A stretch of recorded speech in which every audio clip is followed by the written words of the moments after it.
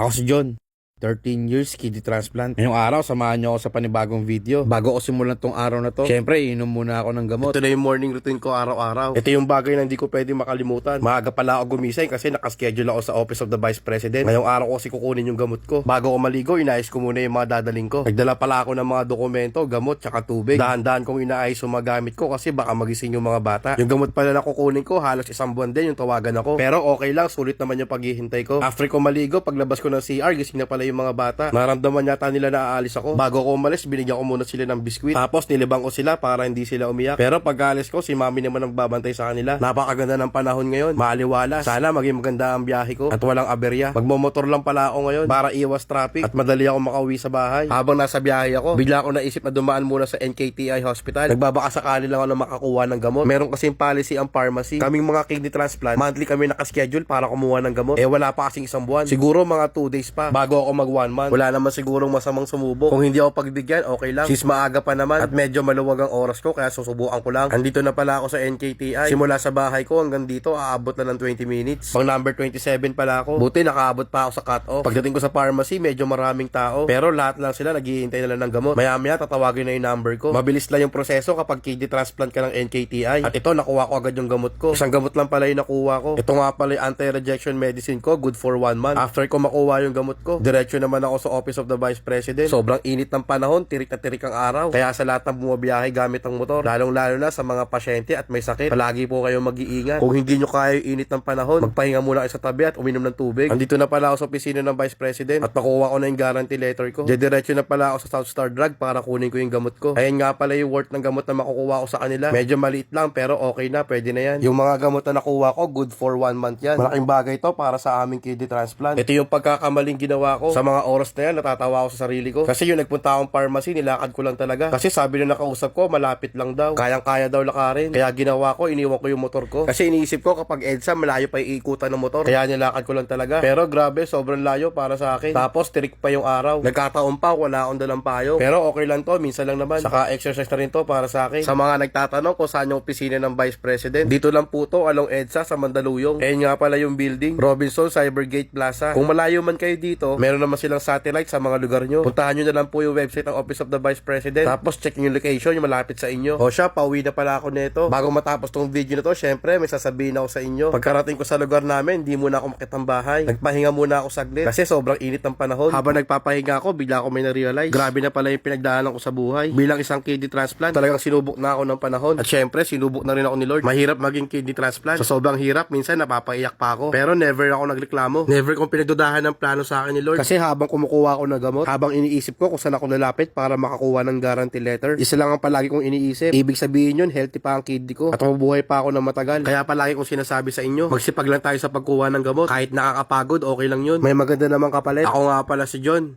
Isa po akong kidney transplant at ito ang buhay ko. Oh, paano ba yan? Hanggang dito na lang. Hanggang sa muli, paalam! Peace!